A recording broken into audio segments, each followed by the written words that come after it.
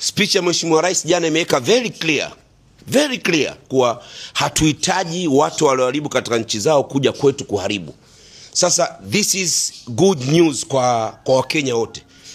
Don't test us, please. You Kenyans, we respect you, we love you, but when you test us, when you open your mouth, it's hard for us to handle it. It's hard for us to handle it. If you think Tanzania ni jalala, unaweza ukaongea chochote, you are wrong. If you think you are clever, you can solve your own problem.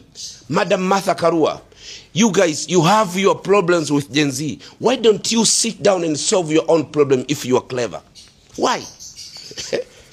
Everyone, oh, I'm coming to Tanzania to watch what? Oh, no. Mind your own business, please. Mind your own business. We have our own business. Sisi tunajua jinsi gani ya kuhandle our problems. Na tunao wazee. We have our elders over here. We have Mzee Kikwete, we have Mama Anna Mkapa, we have Mama Maria, we have our own. Tunaweza tukasolve problems zetu sisi wenyewe. Don't open your mouth and giving us advice. Who are you? Do you think you are clever?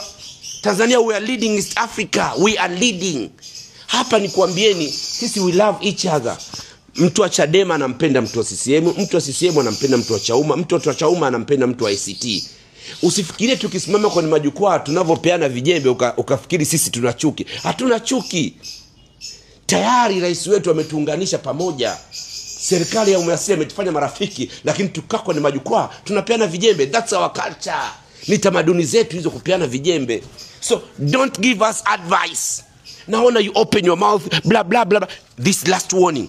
Don't ever mention our president there. Don't ever, and don't test us. We know how to handle our problem. If you touch us, you Kenyans, you'll be in bad situation. Tunao watu wenu hapa, they are beggars there at Kariakoo.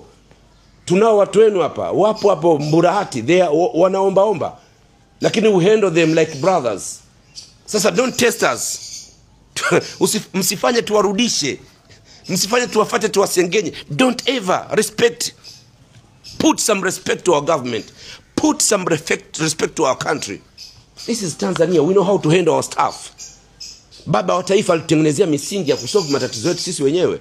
We know how to handle our problems. Ulishasikia siku Tanzania tumerushana mabomu? Ulishasikia siku Tanzania tumeuana? Because we know how to handle our problem. Sisi tulilelewa kimaadili, sio kama nyinyi wa Kenya. Mnafungua midomo yenu ovyo ovyo tu. Put some respect to our countries. And this is DC Mwijaku. This is last warning. Mimi nikisema hakuna mtu kuongea, fanyeni shughuli zingine. Final. Call me DC Mwijaku, expensive life. Hala.